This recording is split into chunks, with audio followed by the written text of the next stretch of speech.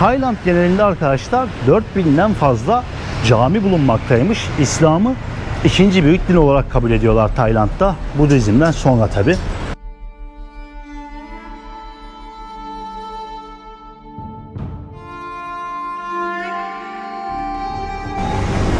Bu şekilde kaza oturtmuşlar ve bizim kuyu kebabı gibi ateşte pişiriyorlar belli ki bu domuzları.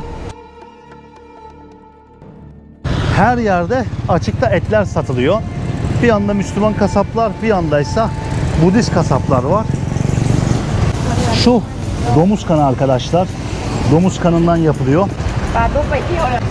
Bu şekilde tavukları parçalara ayırıyor burada. Rengarenk, farklı farklı balık çeşitleri satılıyor. Bak daha kımıldıyor. Bakar mısın şuna?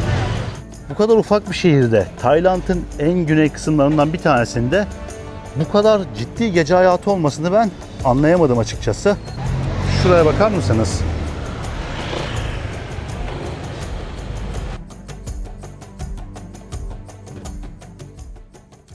Arkadaşlar, herkese yeni bir bölümden Tayland'ın en güney ucundan Malezya sınırına yaklaşık 50 kilometre mesafede yer alan ufacık bir şehirden selamlar. Evet, şu anda Tayland Malezya sınırının neredeyse sıfır bölgesindeyim.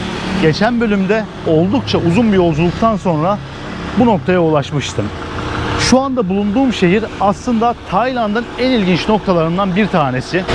Bakın hemen burada insanlar Budist tapınaklarına götürmek üzere çiçekler satın alıyorlar. Ancak biraz ilerlediğimizde ise başı kapalı kadınlar, oruç tutan insanlar veya camide ibadet eden Müslümanları görebiliriz. Bu şehirde Müslümanlar ve Budistler bir arada yaşıyorlar. Tayland'da Müslüman nüfusun en yoğun görüldüğü bölgelerden bir tanesindeyiz şu anda. Her ne kadar bulunduğum şehir ufak bir şehir desem de 200 bine yakın bir nüfus burada şehrin merkezinde yaşamakta. Ve sınır bölgesinde bulunan en büyük şehir burası. Geçmişte bazı ayrılıkçı hareketler olmuş bu bölgede. Bazı terör olayları yaşanmış. O yüzden tehlikeli bir yer olarak da biliniyor aslında. Bu arada şunu da göstermek istiyorum. Bakın. Tam Çin usulü ne diyeyim, tapınak motifleri, dini ürünler satan bir mağaza. Çünkü çok ciddi bir aslında Çinli nüfus da yaşıyor burada. Çinli nüfus ancak Tayland'da Çinliler bunlar. Çünkü ülkenin nüfusunun belli bir kısmını da Çinliler oluşturuyor burada. Şöyle insanların evlerinin arasından bir geçeyim ben. Özellikle Malezya sınırına yakın bölgelere çok fazla yaklaşmamanız gerektiği konusunda ciddi uyarılar var. Çünkü daha önce söylediğim üzere bölgede ayrılıkçı hareketler yaşanmış geçmişte ve çok ciddi terör saldırıları, bombalı saldırılar vesaire gerçekleşmiş. Hemen burada bakın Hatya'yı temsil eden bir duvar grafitisi görüyorsunuz. Tayland'ın en güney ucundayız şu anda ve buradan artık şehri keşfetmeye başlıyoruz.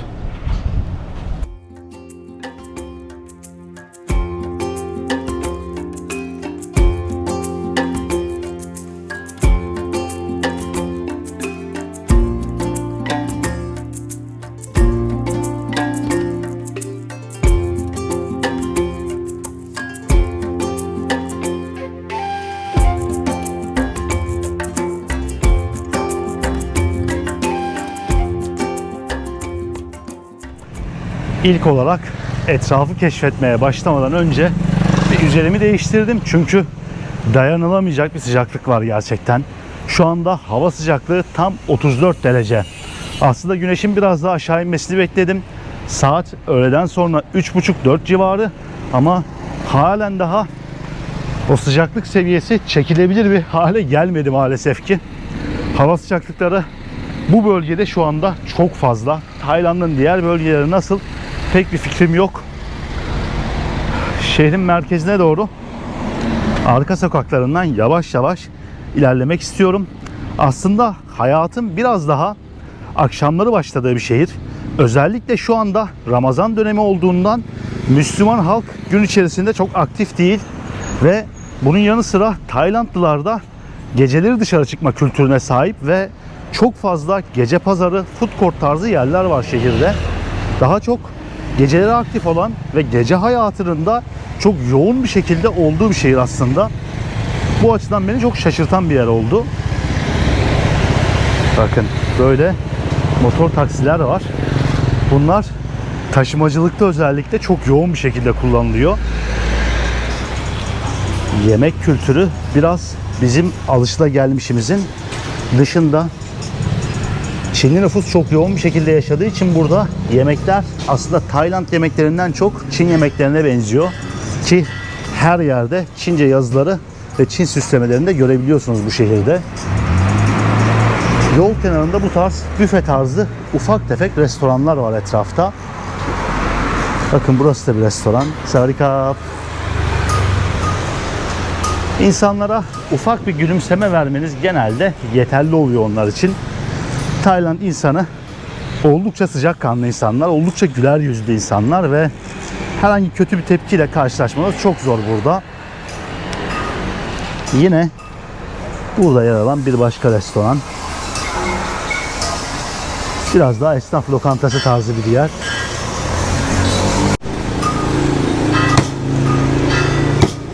Şimdi buradan Hindistan cevizi alıyorum dostlar. Yalnızca 20 baht bir tanesi.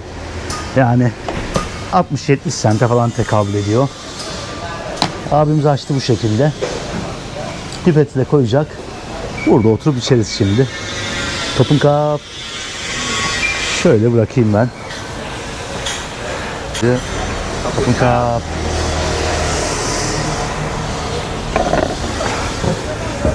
Şöyle bir oturacağım. Kokonatımı içerek videoya başlayacağım. İnanılmaz iyi geldi çünkü saatlerdir dışarıdayım. Videoya ancak başlayabildim.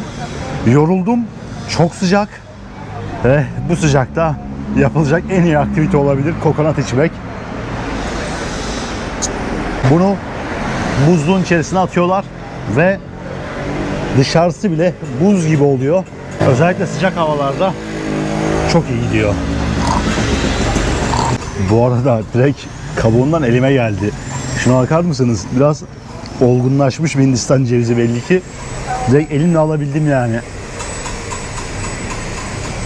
Bayağı iyi. Bu şehre dair en ilginç şeylerden bir tanesi masaj salonlarının her yerde olması. Görüyorsunuz adım başı her yerde masaj salonu var. Gerçekten abartmıyorum. Az sonra bir sokağa gireceğiz ve gündüz vakti bile her yerde göreceksiniz bu masaj salonlarını. Tayland'da bu kültür o kadar çok yayılmış ki ufacık şehirlerde bile masaj salonlarını her yerde görebiliyorsunuz. Hemen buradaysa bir meyve satıcısı var. Sawadee-krap. How are you? Ufak mangolar var. Şöyle papayalar, meyve çeşitleri. Ablamız bu şekilde sokakta satıyor bunları. Topun kap. Hemen buradaysa az önce bahsetmiş olduğum üzere farklı masaj salonları var. Bunlar normal masaj salonları. Hani hiç konuyu farklı yerlere çekmeye vesaire gerek yok. Görüyorsunuz turistler de giriyor. İnsanlar içeride ayak masajı yaptırıyor. Yerel halktan insanların geldiğimden beri ben bunlara fazlaca girdiğini gördüm. Yani gerçekten normal bir olay bu burada. Hemen buradaysa bakın bir Budist sunağı var. Sokağın köşesine bu şekilde bırakılmış. Bunu Tayland'da birçok şehirde görebilirsiniz. İnsanlar belli ki gelip burada dualarını ediyorlar, dileklerde bulunuyorlar. Hemen burasıysa bir food court dostlar. Burada birbirinden farklı mutfakların yemeklerini alabiliyorsunuz. Tay mutfağından da, Malezya mutfağından da, farklı mutfaklardan da yemekler bulabilmeniz mümkün. Bakın şöyle bardakta mısır. Hello, how are you? Sweet potato var. Bardakta mısır var. Közde kumpir tarzı bir patates satıyorlar. Potato with cheese, right? That's okay. Abiye bir yol verelim. Burada galiba moşiler satılıyor. Dikkat ettiyseniz buradaki satıcıların çok büyük çoğunluğunun başı kapalı. Çünkü Belli ki bu pazarı Müslüman halk burada elinde tutuyor. Şehrin özellikle belli bölgelerinde hayatın içerisinde halkların birbirine karıştığı yerleri görebiliyorsunuz. Bu neymiş bu arada ya? Nüfusun yaklaşık %70'i ila 75'i Budistken kalan kısmının %25 veya %30'luk kesimi ise Müslüman olduğunu söylüyorlar bu şehirde. Ve diğer bölgelere gittiğinizde, biraz daha güneye, sınır bölgelerine indiğinizde bu oranlar biraz daha değişiyor. Müslüman halk biraz daha çoğunluğa geçiyor. Bu yüzden de zaten bir anlaşmazlık olmuş yıllardır burada. Ancak şu anda bulunduğum şehir bölgenin belki de en güvenli şehri. Çok nadiren bu tarz olayların yaşandığı bir yer ve bu olaylar yaşandığında da zaten çok ciddi anlamda ses getiriyor burada. Hemen burada motorun üzerine eklenmiş durian meyvelerini görüyorsunuz. Ağaçta yetişen en büyük meyvelerden bir tanesi. En büyüğü jackfruit. Durian'ın aslında dayısı denilebilir, yani jackfruit'a kuzen denilebilir. Hemen burada devasa karidesler var bakın. Hayatımda ilk defa bu kadar büyük karides görüyor olabilirim. Deniz yemeklerini çok fazla görüyorsunuz. Deniz mahsulleri bu şehirde her yerde. Bir yandan Tayland'da olduğumu hissediyorum. Farklı bir ülkeye geçtiğimi çok net bir şekilde hissediyorum Malezya sonrası. Ve Tayland'ın kalan kısmıyla benzerlikleri çok net hissediyorum. Ama bir yandan da kendimi farklı bir ülkede gibi hissediyorum. Çünkü tam anlamıyla kültürel karmaşanın olduğu bir şehir burası. Bakın hemen burada kestane satıyorlar. Bu da Çin kültürünün buraya katmış olduğu bir şey aslında. Bu küçük çakıl taşların üzerinde kestaneler sacda bu şekilde pişiriliyor. Hello. Bakın ablamız da arabasıyla meyve satıyor bu şekilde. Kapın kap. Yerel halk genel olarak çok güler yüzlü. Gördüğünüz üzere. Turistleri görmeye çok alışık değiller çünkü burada. Çok az yabancının geldiği, gelenlerin de belki yarım gün bir gün durup gittiği bir bölge burası. Bakın kocaman tüpleri nasıl taşıyor abi.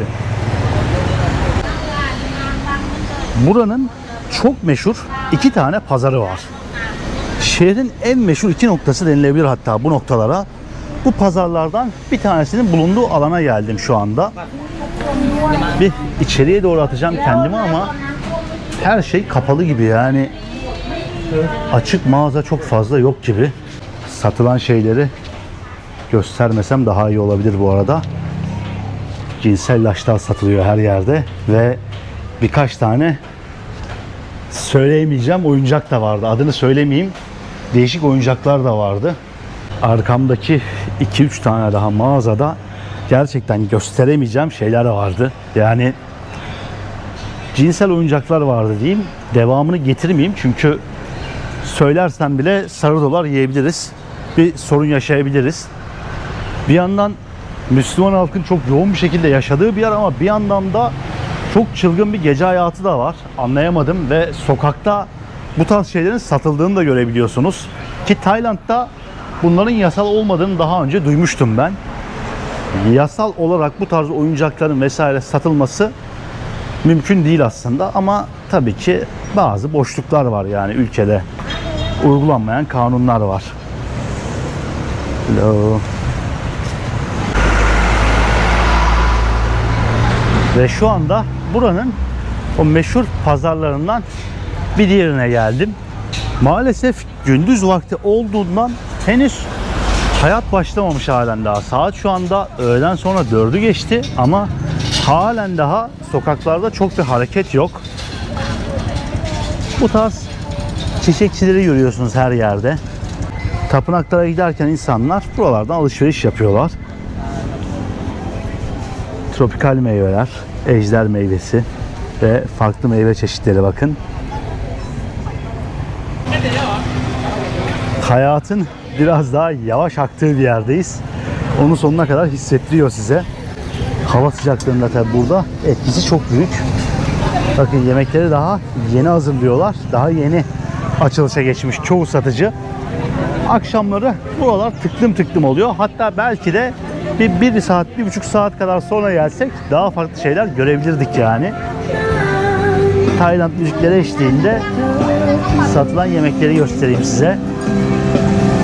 Hindistan'ı andıran manzaralar görebilirsiniz zaman zaman bu videoda. Çünkü direkt her şey, satılan her şey bu şekilde açıkta satılıyor ve çok büyük ilgi çekiyor burası gördüğünüz üzere. Kocaman, resmen sokağı kapatmışlar. 5 metre 6 metre tezgah açmışlar. Buradan pazarın iç kısımlarına doğru ilerlemek istiyorum biraz. Tayland'da ilk defa şu manzarayı gördüm. Daha önce çok seyyar satıcı gördüm ama bu kadar büyük bir yemek satıcısı ilk defa gördüm. Bir pazarın içerisine girelim buradan. Bir bina gördüğünüz üzere. Binanın içerisinde insanlar satış yapıyor. Bir koku var pazarın içerisinde. Büyük ihtimalle burada deniz mahsulleri satılıyor günün erken saatlerinde ama şu anda öyle bir şey göremedim. Geç geldiğimizden dolayı olabilir. Bakın abi direkt tapınağı taşıyor elinde. Savarika.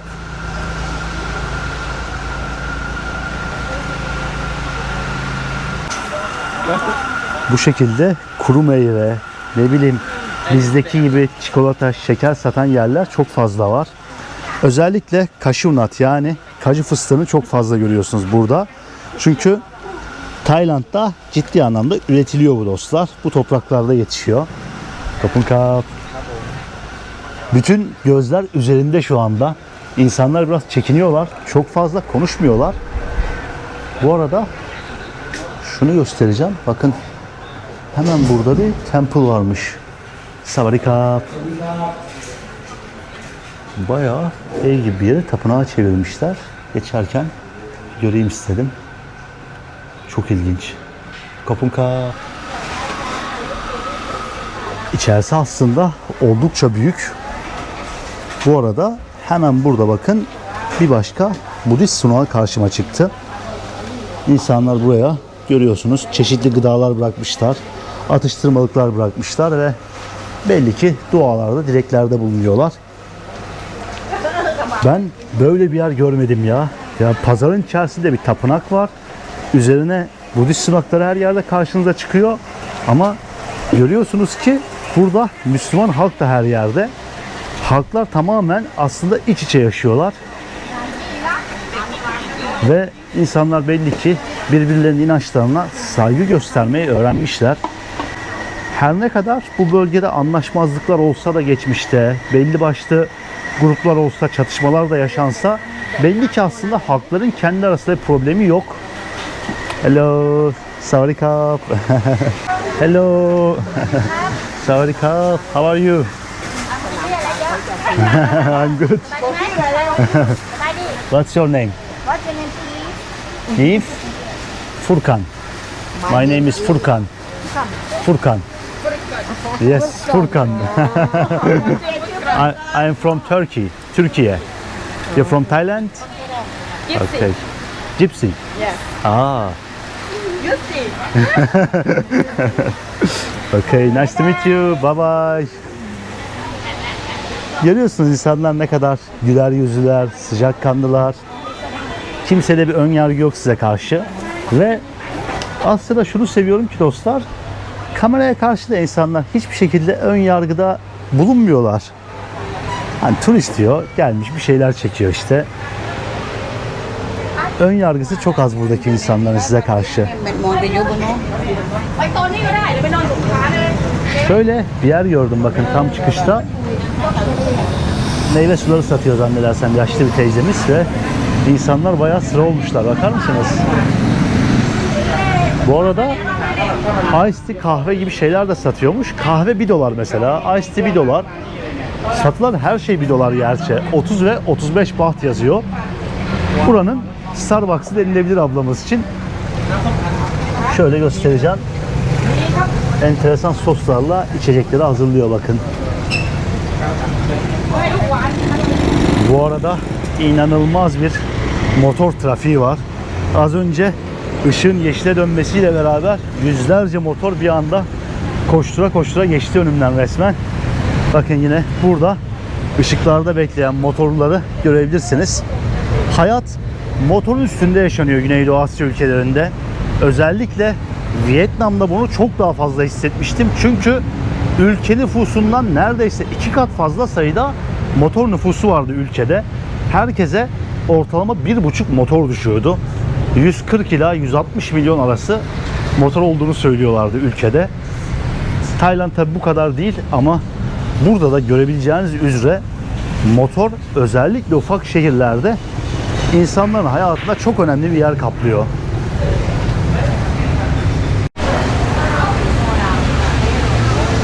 Pazarın arka sokaklarında yürümeye devam ediyorum. Bakın şu kıyafetler 50 baht, yani 1,5 dolarmış. Ben fazlasıyla bu şehri sevdim arkadaşlar. Gerçekten kendimi çok rahat hissettiğim bir yer oldu. İnsanları da rahat gördüm açıkçası. Halklar birbirine karışmışlar. Ne bileyim, kimsenin birbirinin inancıyla, birbirinin giyimiyle, kuşamıyla alakalı bir sorun yok gibi geldi bana. Çünkü gerçekten insanların ne kadar iç içe yaşadığını görüyorsunuz yani. Her yerde iç içeler. Bu arada hurma satıyorlar. Hello, savrika.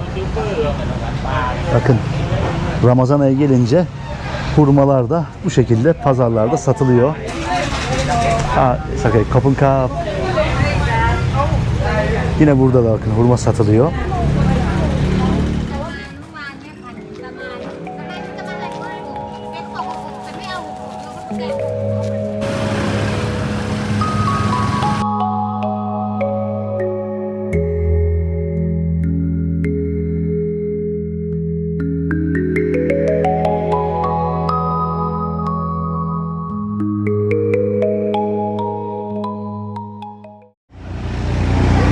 Gittiğim ülkelerde pazarları gezmeyi çok seviyorum. Çünkü size o bölge hakkında çok fazla fikir veriyor. Bakın mesela şu direkt olarak bir Çin süslemesi. Bu burada ciddi anlamda bir Çinli nüfusun yaşadığını gösteriyor aslında bize. Hemen ileride yine bir başka seyyar satıcı Çin süslemelerini buraya bırakmış. Bir yanındaki satıcı keza aynı. Bir başka satıcı tapınaklara giderken alacağınız çiçekler satıyor. Ama az ilerliyorsunuz, başı kapalı bir kadın hurma satıyor. Aslında buranın yapısını, etnik dağılımını, inançsal dağılımını çok net bir şekilde özetliyor. Konuşurken sokakları da size göstereceğim ki biraz daha etrafı görün. Hem fikir sahibi olmanıza da yardımcı olacaktır bu. Burası hakkında, şehir hakkında. Galiba kozmetik ürünleri satıyorlar burada. İnsanlar yerden bir şey alırken hiç gocunmuyorlar Güneydoğu Asya'da. Çünkü tam anlamıyla kültürün bir parçası olmuş bu artık. Pazarlara gittiğiniz zaman o ülkenin kültürünü, bulunduğunuz bölgenin kültürünü, etnik ve dini yapısını çok iyi bir şekilde anlayabiliyorsunuz. Biraz gözlem yapmanız yetiyor sadece. Bu şehirde açıkçası bu hoşuma gitti. Çünkü tam anlamıyla böyle kültürlerin harmanlandığı bir yer ve insanların birbirine saygı duyduğunu da görmek çok güzel. Bakın karşımızda devasa bir Çin usulü Budist tapınağı var. Karşıya geçeceğim ve bu tapınağı size daha yakından göstereceğim birazdan. Çok güzel bir yapı ve şehrin tam olarak kalbinde yer alıyor burada.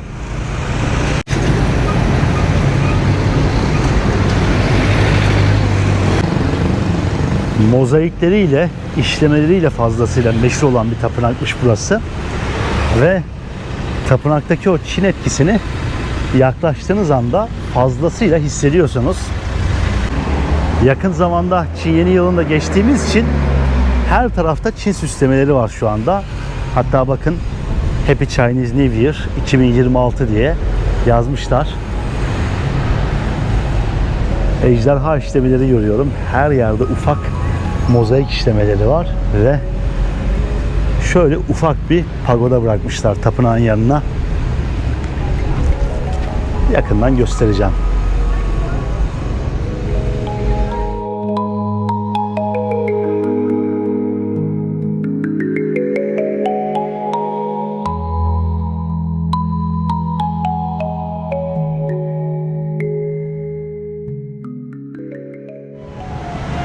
üzerinde şort olduğum için herhangi bir saygısızlık olmaması açısından tapınağın içerisine girmedim ben.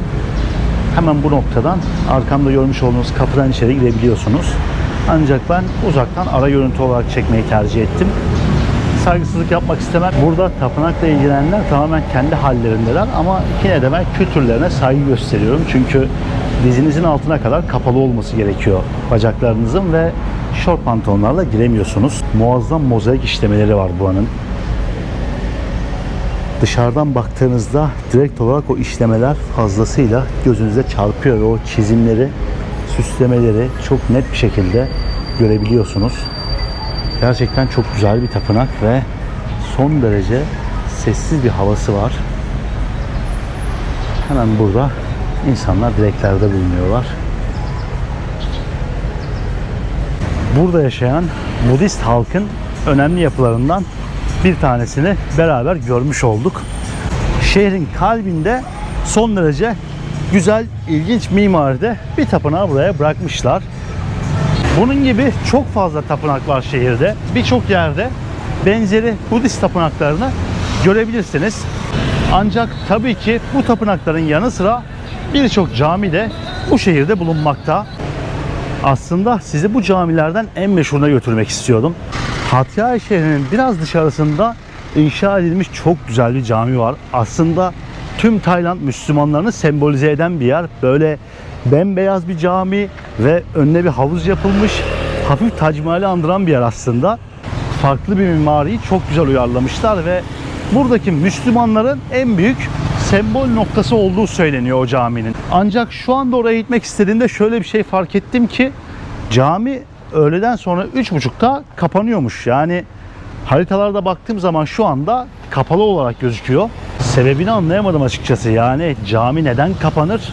Buna bir cevabım yok. Çünkü diğer camilere baktığım zaman diğer camiler açık gözüküyor. Hepsinde 24 saat açıktır yazıyor haritalarda. Ama bu camide müze kısmı da varmış.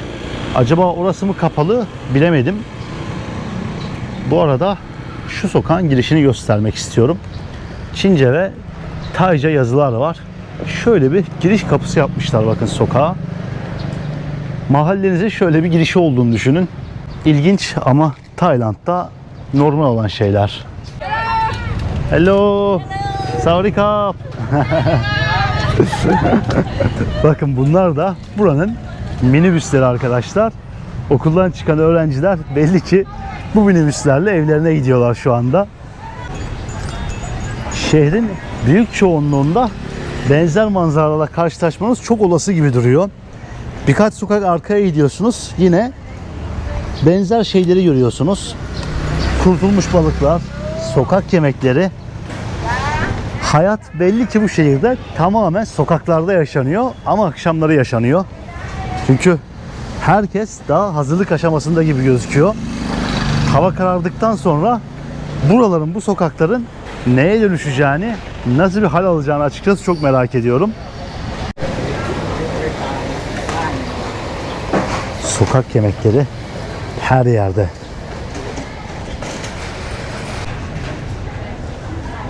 Bir yerden buram buram bir koku geliyor burnuma. Bu koku ne diyordum? Meğerse şu balıkların kokusuymuş. Açık alanda olmasına rağmen öyle bir koku var ki anlatamam. Bakın zaten sineklik yapışkan koymuşlar üzerine. Böyle yapışkanlı sinekleri öldüren şeyler var ya, saplanıp kaldı. Onlardan koymuşlar. Her yerde kurutulmuş bu deniz mahsullerinden satılıyor. Tayland'da bunlar çok sıradan şeyler.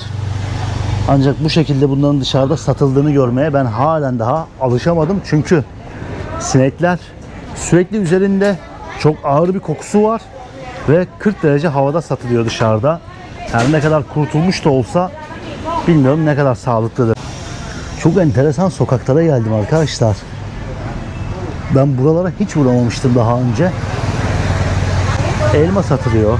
Kilosu 7 bahttan başlıyor bakın. Mandalinalar var, mangolar var. Galiba yeşil erik gibi bir şey var burada. Bakın 35 bahmış bir kilosu. Bayağı bizim eriğe benziyor ama ne bilmiyorum tabi. Okay. Kapın kap. này Thái này mất đây. Şehrin belki de en az girilen, en girilmeyen sokaklarına girmiş olabiliriz şu anda. Tam anlamıyla bir pazar bölgesine benziyor. Kapalı mağazaların bu kadar çok olmasının bir başka sebebi Çin yeni yılının yeni bitmiş olması ve Çinlilerin çoğunun çalışmıyor olması halen daha. Çünkü birçoğu ülkesine gidiyor bu dönemde. Tatil yapıyor. Bu arada şu manzaraya şaşıracaksınız. Çünkü sokakta direkt bu şekilde etler ve tavuklar satılıyor bakın. Bà Túc phải thiêu là lao ăn. Başı kapalı bir ablamız bu şekilde tavukları parçalara ayırıyor burada. Hemen buradaysa devasa balıklar var. Rengarenk, farklı farklı balık çeşitleri satılıyor. Bak daha kımıldıyor. Bakar mısın şuna? Catfish dedikleri, kedi balığı dedikleri balığa benziyor ama bilmiyorum o mu? Hemen bir yandaysa bakın kurtulmuş balıklar satılıyor yine. Deniz mahsullerinin çok fazla olduğunu biliyordum burada ama bu şekilde sokakta satıldığını bilmiyorum açıkçası. Şu anda bulunduğum yer resmen kasaplar sokağı. Her yerde açıkta etler satılıyor. Bir yanda Müslüman kasaplar, bir yandaysa Budist kasaplar var. Bakın ablalar bayağı kıyma yapıyor. Savarika. Bayağı güler yüzlüler, bakar mısınız? Bu şekilde etleri sokakta parçalara ayırıyorlar. Şu domuz kanı arkadaşlar. Domuz kanından yapılıyor. Tayvan'dan biliyorum bunu da. Orada çokça tüketiliyordu. Hello.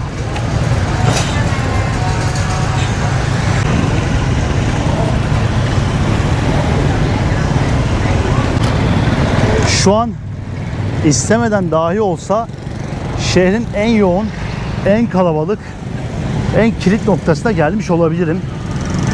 Sokaklarda acayip bir kalabalık var. İnanılmaz bir motor trafiği var etrafta ve bölge tıklım tıklım. Sokak yemekleri ve sebze satıcıları özellikle adım başı gözünüze çarpıyor burada. Bir anda bir ara sokaktan geçtim ve kendimi bambaşka, acayip bir ortamda buldum. Sanki farklı bir şehre gelmişim gibi oldu. Değişik bitkiler görüyorsunuz. Et, balık, tavuk satan kasaplar adım başı karşınıza çıkıyor bunlar. Ama sinekler her yerde abi. Maalesef çok fazla sinek var. Restoranlarda et yiyoruz böyle yerlerde ama aslında son derece dikkatli olmak gerekiyor. Çünkü yediğimiz etler de böyle yerlerden alınıyor. Kasaplık olayı bu tarz tropikal ülkelerde özellikle son derece sıkıntılı bence. Pazarların bu kadar kalabalık olması aslında şehir hakkında da bayağı bir bilgi veriyor bize. Belli ki burası da pazar binası çünkü sürekli binadan çıkan insanlar var ama içerisi boş şu anda. Halkın çoğunluğu belli ki burada bir şeyler satıp para kazanmaya çalışıyor. Bir yerde işe girmektense, ufak bir maaşa bir işte çalışmaktansa belli ki çıkarım ben seyyar satış yaparım. Elimdeki sebzemi meyvemi satarım diyor. Ki zaten bunun için de çok uygun bir yer. Bu arada Giden abiye bakar mısınız? Aynı Vietnam'daki satıcılar gibi. Savarikap. Bunu Vietnam'da her yerde görüyordunuz. Burada Tayland'da görünce de bir şaşırdım açıkçası şu anda. Belli ki şehrin ticaretinin çok büyük çoğunluğunun döndüğü sokakları gezdik gördük aslında beraber burada. Gitmiş olduğumuz ikinci pazarın arka tarafıymış aslında burası. Ben oraya yakın olduğunu bilmiyordum bu sokakların. Daha önce de hiç gelmediğim için bu sokaklara gelince çok şaşırdım açıkçası. Bakın kuş besliyorlar. Bir abimiz arkada entariyle geziyordu. Yani Arap kıyafetiyle geziyordu. Malezya'da bunu gözlemlemiştim. Aslında Müslüman olan halk biraz da Araplara benzemiş. Onların kılık kıyafetini ve geleneklerini de almışlar. Mesela özellikle Malezya'da Müslümanlar sürekli elle yemek yiyorlardı. Elle yemek yeme kültürü çok net bir şekilde oturmuştu. Ve birçok insan bu şekilde entarisiyle geziyordu sokaklarda. Biraz daha Araplara benzer şekilde giyiniyorlardı. Aslında İslam biraz da onları Araplaştırmış denilebilir. Bu arada tam da bundan bahsederken geldiğim yeri göstereyim size. Burası Pakistan Mescidi olarak geçiyor dostlar. Buradaki Müslümanların sembol noktalarından bir tanesi. Bakın Mescid Pakistan hemen burada Taycısı, burada da Arapçası yazmakta. Şöyle bir geçip göstereceğim size. Şehrin merkezi noktasında yer alan ufak bir cami burası. Buradaki Müslüman nüfustan bu kadar bahsedip burada yer alan bir camiyi göstermemek olmazdı. Aslında o buradaki büyük camiyi, meşhur camiyi göstermek istiyordum ama onun kapalı olduğunu öğrendikten sonra tabi onu gösteremezdim. Bunun yerine size daha farklı burada şehir merkezindeki bir camiyi göstereyim dedim.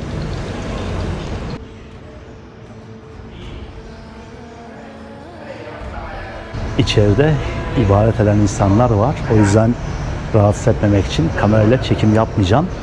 Yakın çekim bir görüntüsünü bırakacağım buraya. Kur'an okuyorlar, ibadet ediyorlar. Hemen buraya girişe örtüler bırakmışlar. Bu örtüleri belinize sarabiliyorsunuz. Eğer ki üzerinizde şort varsa benim gibi şöyle bir örtü alıp dizlerinizi kapatabiliyorsunuz camiye geçmeden önce. Biraz ufak bir cami ama belli ki buradaki halk için yeterli. İçeride bir halı yok, sadece yere seccadeler sermişler. Bakın, dilerseniz şu takkelerden de alabiliyorsunuz içeri geçerken. Ücretsiz takkeler bırakmışlar buraya.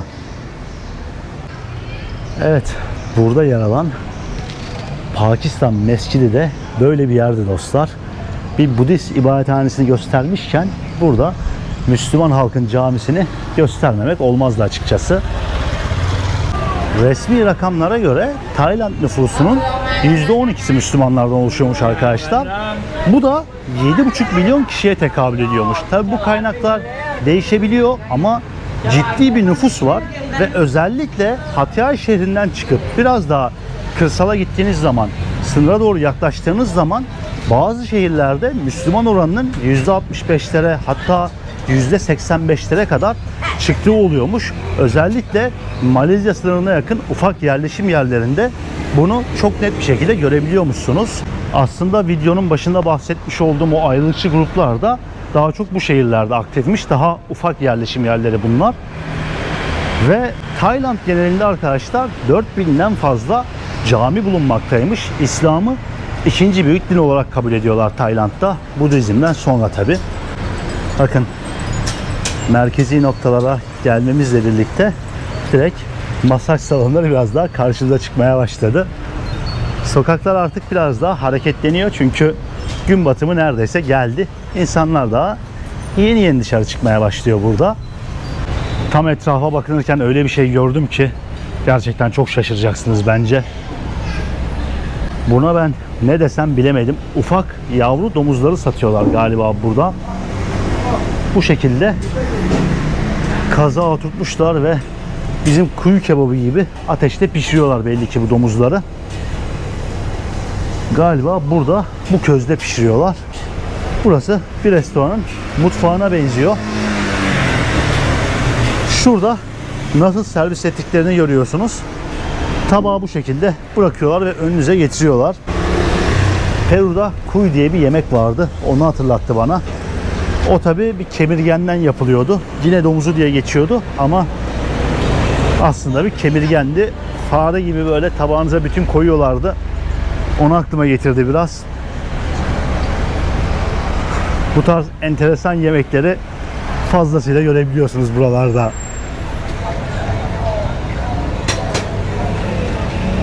Harika. Arkadaşlar ben şimdi food court'a geri döndüm. Burası bayağı bir kalabalıklaşmış. Daha çok akşamlar aktif olan bir yer olduğunu söylemiştim. Şu anda artık tüm satıcılar gelmeye başlamış ve yemek çeşitlerinde bulabiliyorsunuz artık. Bir kalabalık var. Yiyecek bir şeyler bakınıyorum. Güzel bir şeyler alıp oturup burada yemek istiyorum. Çünkü dışarıda uyguna birkaç farklı yemek çeşidi deneyebiliyorsunuz, yiyebiliyorsunuz burada ve şehrin de en popüler, en kalabalık noktalarından bir tanesi burası. Bakın şöyle 6 tane mesela tavuk 100 bahtmış mesela. Bunların hepsi bu şekilde 100 bahta satılıyor. Şöyle deniz ürünleri var yine. Dilerseniz burada tom yum çorbası alabiliyor musunuz 200 bahta ve tamamen deniz ürünleriyle dolu. Şurada çok ilginç bir şey gözüme çarptı. Bakın bebek yengeçler satılıyor bu şekilde. Sarika. Ufa 100 bahtmış, büyüğü de 200 bahtmış bunların. Farklı soslarla peynirlisi var, işte acılısı var, barbekü soslusu var. Böyle yengeçler satıyorlar. Şimdi sonunda oturacak bir yer buldum. Şöyle bir tane avokado smoothie'si aldım ben. Bu 80 bahtı. 60 bahta da meyve suyu vardı. 70'e de vardı. Bu 80'di. Avokado bir tık daha pahalıydı. Bir tadına bakacağım. Buzdan beynim dondu şu anda var ya. Böyle damağımdan başıma bir ağrı saplandı. İnanılmaz buzlu, güzel bir smoothie. 80 baht biraz fazla açıkçası. Normalde 50-60 bahta alırsınız ama dedim deneyelim. Şöyle çok güzel kabını da yapmışlar. Ne bileyim tutacağını da yapmışlar. Güzel olmuş açıkçası. Şu food court olayını çok seviyorum. İnsanlar arkada kendi halinde oturmuş ailecek yemeğini yiyorlar. Herkes kendi halinde. Gelip teker teker seçip ufak ufak farklı yemeklerden de deneyebiliyorsun. Bir tane çubukta tavuk alıp, ne bileyim bir tane çubukta ahtapot alıp, bir tane yanında kızarmış noodle alıp bir sürü şeyi deneyebiliyorsun pazarlarda ya da food courtlarda. Bu yanı çok güzel oluyor. Şimdi 80 bahta bir de ben yemek aldım arkadaşlar. Malezya yemeğine benziyordu. Nazi ayam falan bir şeydi adı ama tam hatırlamıyorum adını. Böyle tavuklu, yumurtalı güzel bir yemek yapmışlar. Umarım iyi çıkar. Malezya mutfağına çok ısınamamıştım ama başka bir şey bulamadım. Yapacak bir şey yok. Ve şöyle yemeğim geldi arkadaşlar. Tavuklu, yumurtalı pilav bu şekilde. Hemen şuradaki bir seyyar satıcıdan aldım. Daha doğrusu oradaki satıcıdan aldım. Seyyar satıcı denmez çünkü direkt standları var yani burada. Bir tadına bakacağım. Umarım tatlı değildir. Malezya'da yemekler çok tatlıydı. O bayağı iyi. Bayağı güzel. Tam bizim damak tadımıza uygun. Üzerinde böyle hafif tatlı, hafif tuzlu da bir sos var ama ben sevdim, biraz soya sosuna benziyor. Sanki tuzlu soya sosuna şeker atmışlar gibi. 80 bahta şu bence hiç fena değil. Fiyat performans bence 2,5 dolara gayet iyi. Daha bir sürü şey de var yani alabileceğim burada. Bu açıdan seviyorum. Buradaki nüfusun ciddi bir kısmı aslında Malay kökenliymiş. O yüzden birçok yerde Malezya yemeklerini bulabiliyorsunuz. Malezya'dan sınırı geçtim ama halen daha yemeklerini yemeye devam ediyorum. Ve aradan 2,5-3 saat kadar vakit geçti dostlar. Saat şu anda akşam 8.30 civarı. Madem ki dedim buranın gece hayatından bahsettiğim videoda bir de geceleri şehri biraz olsun size göstereyim. Bu kadar ufak bir şehir için ben buraya ilk geldiğimde gece hayatı biraz fazla geldi bana açıkçası. Özellikle Malezya sonrası beni çok şaşırttı burası. Muhtemelen yüzümü çok yakın görüyor olabilirsiniz. Yürürken daha çok etrafı göstermeye çalışacağım size. Biraz daha etrafı görün istiyorum. Bugün günlerden pazartesi. Ben geldiğimde cuma akşamıydı zannedersem. Cumartesi, pazar, işte cuma vesaire geçti artık. O yüzden bu gece hayatını çok da göremeyeceğiz büyük ihtimalle. En azından diğer günler gibi olmayacak kesin. Ama biraz olsun halen daha o gece hayatının belli taraflarını görebileceğimizi düşünüyorum. Burası aslında gündüz gezmiş olduğumuz sokak. Hatta buradan bir yerden bir pazara gitmiştik. Bakın klasik seyyar satıcılar var. Hatta seyyar satıcıların sayısı çok fazla şu anda. Mango satan birisini görüyorsunuz. Hemen şurada yine farklı farklı deniz mahsulleri satanlar var. pankek satanlar var. Tayland'da akşam olduğu zaman, özellikle bu şehirde akşam olduğu zaman her yer bu seyyar satıcılarla doluyor belli ki. Ben geldiğimden beri böyle. Gündüz vakti şehir bomboşken akşamları bir anda her yer tıklım tıklım bir hal alıyor. Bakın yine bir deniz mahsulleri tezgahı görüyorsunuz. Şöyle yakından göstereceğim. Buzun içerisinde bekletiyorlar. Bunlar Çin usulü restoranlar. Sahipleri genelde Çin asıllı Tayliler. Bu arada sokağı bu şekilde renklendirmişler bakın. Üzerini rengarenk yapmışlar sokağın. Dün tam burada ben yürürken akşam saat herhalde 6.30-7 civarı falandı. Gün batımı saatlerinde 3-4 tane Ladyboy mekana giriş kataloğu gibi bir şey gösteriyorlardı insanlara. Dedim ne oluyor bende?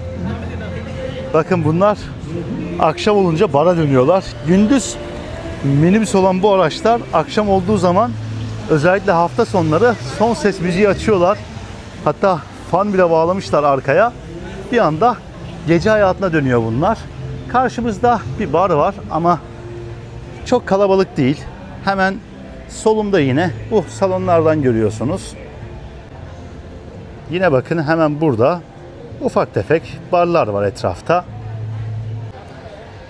Günlerden pazartesi olmasının etkisini sonuna kadar hissediyorum bugün. Dünle alakası yok. Hele ki benim geldiğim cuma akşamıyla ya da cumartesi miydi hatırlamıyorum. Hiç alakası yok. Etraf bayağı farklı gözüküyor. Bakın yine böyle masaj salonları var sağda solda. Hemen şurası bir Çin tapınağı. Tapınağı aydınlatma bile yapmışlar akşamları güzel gözüksün diye. Buradan da gece kültürünü anlayabilirsiniz. Bakın şurası da yine bir bar. Şöyle bir sokağı göstereyim. Çok fazla çekim yapamıyorum elimde telefonla, kocaman şeyle. İnsanları da rahatsız etmemeye çalışıyorum. Hello. Abi ne alaka ya? Kopun kap, kopun kap. Abi ne istiyor ya? Ne oldu? Niye durdu o? Hop, savari kap. Ha, kopun kap. No lady. Adam kadın satmaya kalktı bize ya abi. Ben de diyorum herhalde taksiye müşteri istiyor adam. Kadın satmaya kalktı bize. Hayır elimde bir de kocaman telefon var. Video çektiğim de çok belli. Canlı yayın olsa falan ne yapacak acaba? Çok merak ediyorum. Şöyle etrafı göstermeye devam edeyim ben geçerken. Bakın butik bir bar var şurada. Bayağı güzel mekan yapmışlar.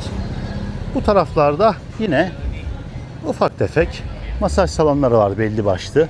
Galiba şurada yine bir karaoke bar var. Aslında gece hayatı olarak pek de geri kalır yanı yok ama bu kadar ufak bir şehirde, Tayland'ın en güney kısımlarından bir tanesinde bu kadar ciddi gece hayatı olmasını ben anlayamadım açıkçası. Şimdi şu sağ tarafı çaktırmadan göstermeye çalışacağım size.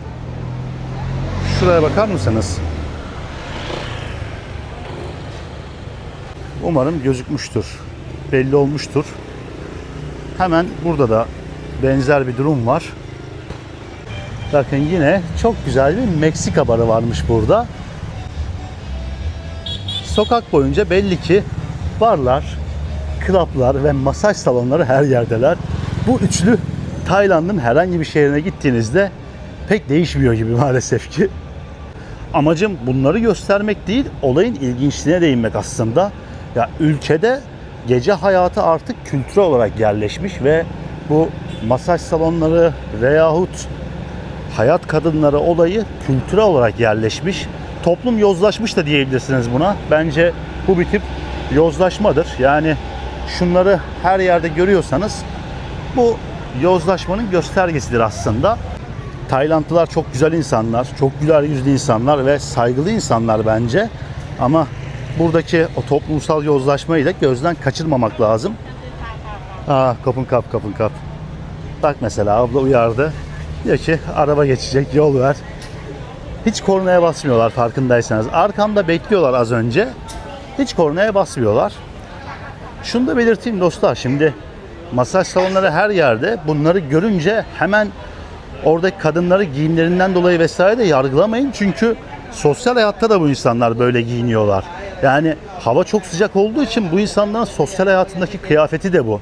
Burada elinde çocuğuyla bekleyen kadınları da görürsünüz. Ne bileyim ailelerinde masaj yaptırdığını görürsünüz. Ben bu salonlarda art niyetli bir şey olduğunu, işte masaj harici başka bir şey olduğunu düşünmüyorum açıkçası. Bunu da net bir şekilde söylüyorum ki o insanları zan altında bırakmayın burada. Başka yerlerde oluyordur, ne bileyim. Phuket'te oluyordur mesela, Bangkok'ta oluyordur kesinlikle ama buralarda olduğunu düşünmüyorum. Ama bir yandan da gelen adamı da gördünüz bana. Adam direkt kadın satmaya çalıştı yani. Bu arada burası benim yemek yediğim food court. Şu anda oturacak yer bulması dahi zor.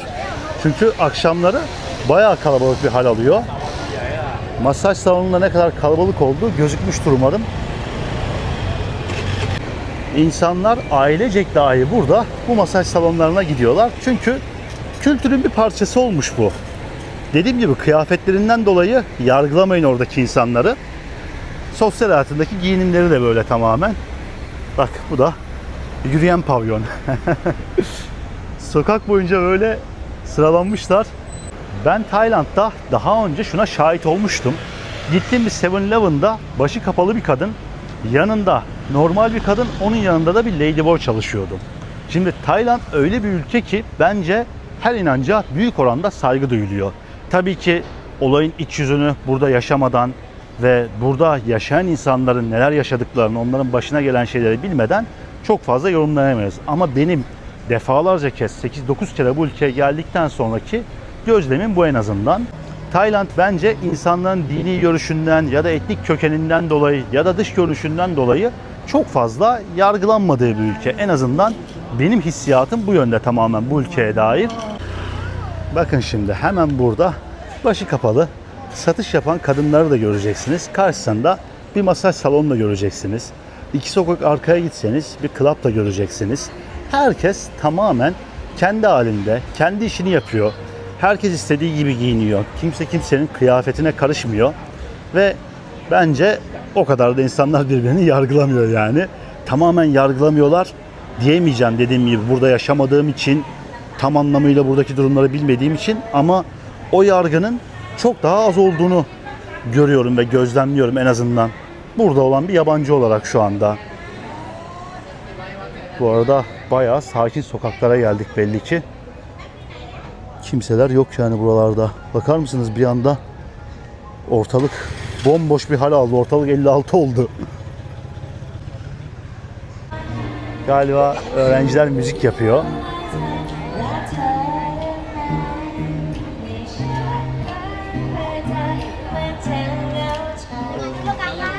Şu satılan yemeğin ilginçliğini size göstermek istedim. Buradakilerin bir çubuğu 30, buradakilerin ise bir çubuğu 20'ymiş. Böyle acı bir sosun içinde satıyorlar. Kapın kap. Çok güler yüzlüler ya insanlar. Aşırı derecede güler yüzlüler. Bu açıkçası şaşırtıyor beni. Bu ne bilmiyorum. Bakın şöyle bir şey satıyorlar. What's this? Coconut seed. Coconut seed dedi. Coconut çekirdeği diyor ama ilginç bir şeymiş. Okay, kapın kap. Valla ilginç. Burada şöyle bir tropikal meyve var bakın. Bunun tanesi 100 bahtmış. Ve şöyle ufak kaplara da koymuşlar. Tropikal meyve çeşitlerini en fazla görebileceğiniz ülkelerden bir tanesi Tayland. Ben bile defalarca kez bu ülkeye gelmiş olmama rağmen her geldiğimde farklı meyve çeşitleri görebiliyorum. Hemen şurada şöyle bir istiridye var bakın. Bundan ben Japonya'da denemiştim. Kaya gibi içini açıp çiğ çiğ yiyorlar genelde bunu ya da çok az pişiriyorlar. Bu arada bu akşam pazartesinin etkisiyle buralar bile bomboş kalmış yani. Normalde tıklım tıklım olurdu burası. Olurdu diyorum sanki burada yaşıyormuşum gibi ama en azından ben geldiğim günlerde o şekildeydi. Şu anda çok bir şey yok. Bu arada şunu göstereyim. Kıyafetler çok ucuz burada. Ortalama 3 dolara bir tişört ya da basit bir pantolon, şort bir şey alabiliyorsunuz. Şunlar da galiba 4,5 dolar. Bu şekilde güzel gömlek tarzı tişörtler. Başka şehirlere göre bu tarz şeyler burada çok çok ucuz açıkçası. Evet dostlar, genel olarak böyleydi Hatyay'ın gece hayatı. Daha sakin bir günde gösterebildim size. Daha hareketli, ne bileyim daha kalabalık bir günde göstermeyi isterdim. O benim gördüğüm halini görmenizi isterdim. Ama bence yine de çok şey anlattı bize burası hakkında. Bu bölge hakkında daha fazla fikir sahibi olmamızı sağlayacak bir şeydi bence. Buradaki gece hayatını da görmemiz önemliydi bu açıdan. Çünkü pazarlarını gezdik buranın, sokaklarını gezdik, ibadethanelerini gezdik. Son olarak gece hayatında çok kısa da olsa gezelim, görelim istedim, deneyimleyelim istedim.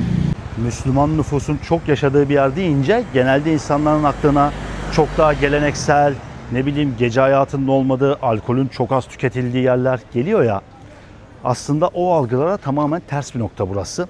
Evet, belki bu şehirde çoğunlukta değil Müslümanlar ama bölge geneline baktığınız zaman bu sınır bölgesinde ciddi anlamda çoğunluk var ama halen daha herkes kendi kültürünü yaşamaya devam ediyor. Şu olayı da seviyorum bakın. İnsanlar sokağa masa sandalye atıyorlar ve istedikleri gibi alkolünü içiyorlar, yemeğini yiyorlar. Bu Vietnam'da da böyleydi. Kamboçya'da da böyleydi. Birçok Güneydoğu Asya ülkesinde bu olayı görebiliyorsunuz. Kültürün bir parçası olmuş artık. İnsanlar evlerine çok fazla değer vermiyorlar. Mutfaklarına çok fazla değer vermiyorlar. Bunun yerine hayatı biraz daha sokaklarda yaşamayı tercih ediyorlar bu ülkelerde. Evet, kendimi sakin bir bölgeye attım. Benim hostelim hemen şurada, ileride bir yerde. Tüm bu gitmiş olduğumuz yerler yürüme mesafesinde arkadaşlar. O yüzden benim için çok rahat oluyor. Yemek yiyeceğimde hemen food court'a gidip hızlıca bir şeyler bulabiliyorum. Ya da hemen şurada kaldığım yerin karşısında restoranlar var. Şurası kocaman bir süpermarket. Ne ararsam rahatlıkla bulabiliyorum. Açıkçası ben Hatyay şehrini sevdim ve beğendim. Bence güzel bir şehir. Benim bu şehirden hiçbir beklentim yoktu. Sadece gelip 1-2 gün durup gideceğim bir şehir gözüyle bakıyordum ben buraya.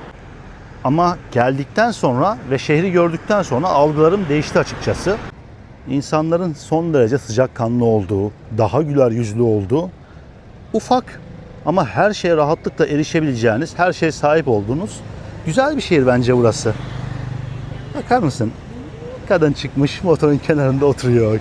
Köpeğini gezmeye çıkartmış resmen. Bak şurada bir aile geliyor şimdi motorla. Hello. Şunlara bakın. Şunu başka nerede görebilirsiniz ki ya? Ne kadar sıcaklar.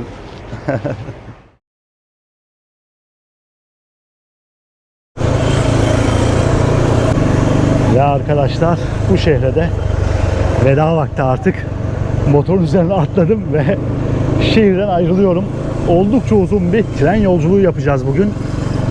Hatyay'da geçirdiğim günlerin ardından sonunda bu noktaya da veda ediyorum. Gerçekten güzel, keyifli bir şehirdi. Küçük ama olabildiğince keyifli zaman geçirdiğim, dinlendiğim ve kendime geldiğim bir şehirdi. 14,5 saatlik bir tren yolculuğuyla başkent Bangkok'un yolunu tutacağım bugün. 1 kilometre kadar yolumuz var tren istasyonuna. Dedim bu sıcakta hiç yürümeyeyim. Direkt bir tane mototaksiyle gideyim. 1 dolar karşılığında beni şimdi Hatyay şehrinin tren istasyonuna kadar götürüyor.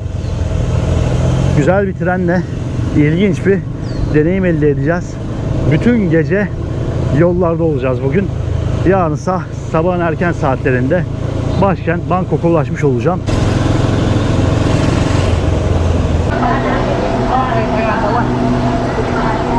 Ve tren istasyonuna geldim arkadaşlar. Manzaralara bakar mısınız? Kızarmış tavuklar, ne bileyim çubukta balık topları falan. Kapın kap.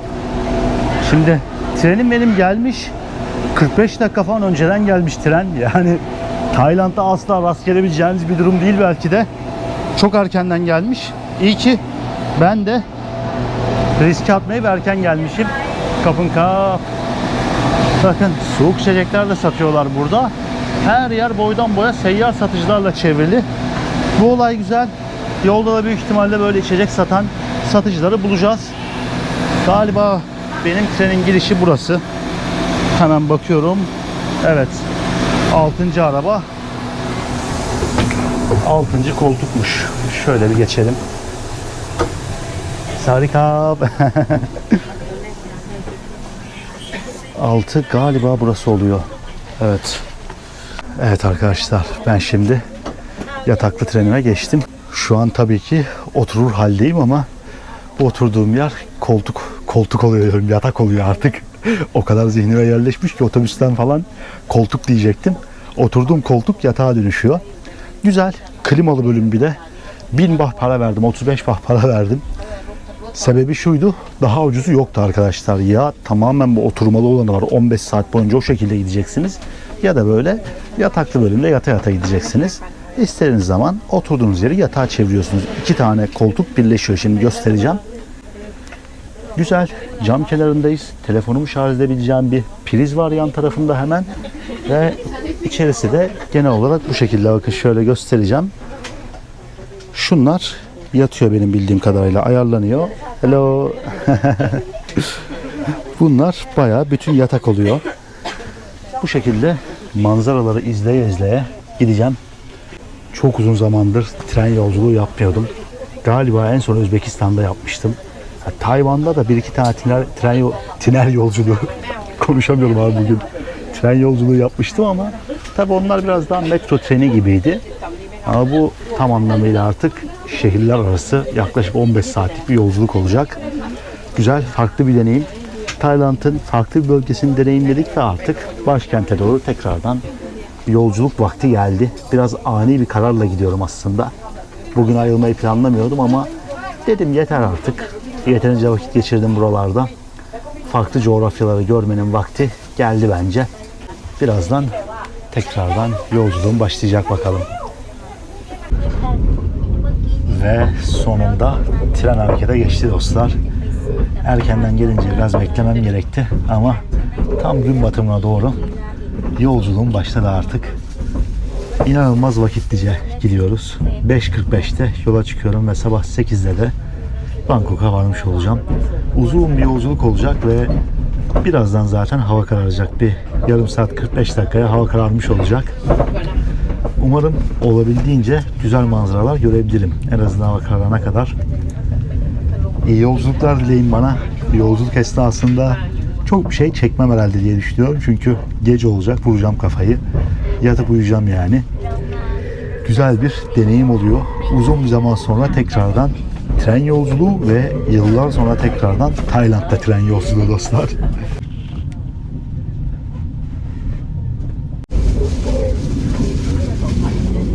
Bu arada çok acayip manzaralar var. Az önce insanların suyun üzerine inşa edilmiş evleri vardı.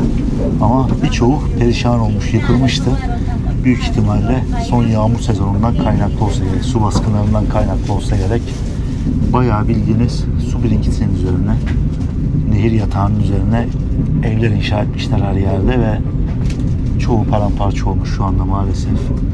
Çok acayip bir yerleşim yerinden geçiyoruz. Yani Hindistan'da olduğumu sanabilirsiniz. Suyun rengi, etraftaki çöplerden kaynaklı olarak ve insanların evlerinden kaynaklı. Ama burası da Tayland abi. Bambaşka bir Tayland gerçekliği. Bambaşka bir görüntü var şu sokaklardan. Ülkenin belki de en fakir yerlerinden geçiyor olabiliriz şu anda. Ve direkt şehrin bir 10 dakika dışarısı burası. Tren istasyonunun hemen yanı. Hiç böyle bir şey görmeyi beklemiyordum.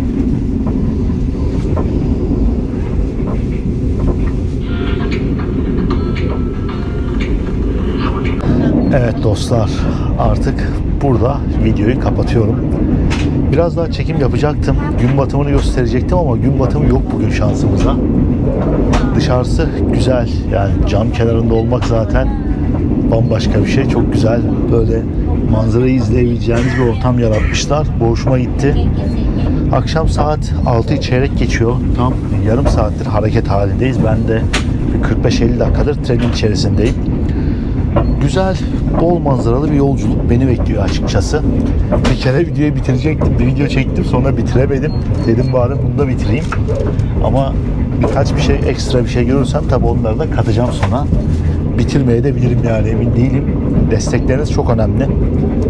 Bana atacağınız her bir beğeni benim daha fazla gezmemi, daha fazla ekstrem yolculuklar yapmamı ve daha fazla ilginç ülkelere gitmemi sağlayacak. O yüzden desteklerinize fazlasıyla ihtiyacım var dostlarım. Bana iyi yolculuklar dileyin. Göllerin, nehirlerin kenarından, Tayland doğasının derinliklerinden, ülkenin en güneyinden başkentine doğru ilerliyorum şu anda. Palmiye ağaçları da gözüktü. Hatta güneş de çok az belli olmaya başladı. Şuradaki tapınağın arkasından doğru. Ülkede, köylerde bile, şehrin ortasında bile böyle tapınaklar görebiliyorsunuz. Köy evlerinin arasından doğanın derinliklerine ilerliyoruz. İyi yolculuklar dileyin bana. Kendinize iyi bakın dostlarım. Bu anı sizlerle paylaşmak istedim. Şöyle bir yatağımı göstermek istiyorum şimdi, bakın. Camın kenarındayım. Manzarayı ben görebiliyorum ama siz büyük ihtimalle göremiyorsunuz. Şurada perdem var. İstersen burayı kapatabiliyorum. Üst kata bir yatak daha yaptılar şimdi. Az önce görevliler geldi ve herkesin yatağını ayarladılar. Bakın şimdi de içeriye su dağıtıyorlar. Şöyle bir göstereceğim. Görevliler teker teker herkesin yatağını altlı üstlü böyle ayarladı ve bildiğiniz bizim yatakhanede yolculuk başladı. Yürüyüp biraz içeriği göstereyim istiyorum, görün istiyorum sizde. En azından ortamın ne kadar sessiz olduğunu ve trenin ne kadar konforlu olduğunu anlarsınız. Bakın bizimki de böyleydi ve sonradan hepsini sırayla yatağa çevirdiler. Ben bu olayı sevdim açıkçası. Yani görevliler yatağınızı bile yapıyor. Tayland'da tren deneyimi gerçekten çok farklı oluyormuş. Bu birinci sınıf mı, ikinci sınıf mı bunu bilmiyorum ben. Şöyle bir geri döneceğim. Beni bilmiyorum ne kadar görebiliyorsunuz. Karanlıktayım ama keyfim çok yerinde. Tren inanılmaz konforluymuş yani. Yattığım yatak da bayağı konforlu şu anda. Güzel bir deneyim. $35 karşılığında yaklaşık 15 saat yolu böyle konforlu gitmek iyi oldu. Otobüse binseniz de bu para bu arada. O da $30'dan başlıyordu. O yüzden açıkçası bence gayet makul fiyat. Bu arada eğer ki ben 3. sınıf trende gideceğim, oturarak gideceğim derseniz onun fiyatı yalnızca $7 falan dostlar. Buradan Bangkok'a kadar ama yani gidilmez. Çok net söylüyorum. Daha önce bunu yapmış birisi olarak yok yani. Önceden yapabiliyordum ama artık yapamıyorum maalesef bunu. Böyle. Yolculuğum tam gaz bu şekilde devam ediyor.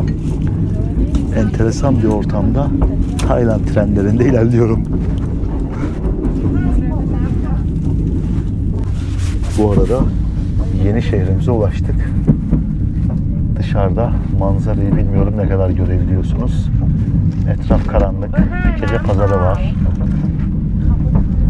Şöyle de bir su verdiler bu arada.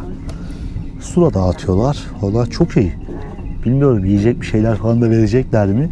Hiç bakma şansım olmadı benim. Çünkü son dakika aldım bileti.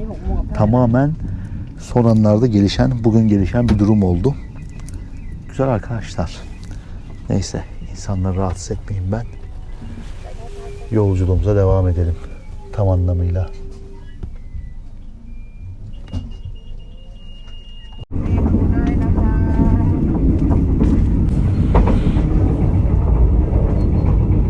Çok iyi.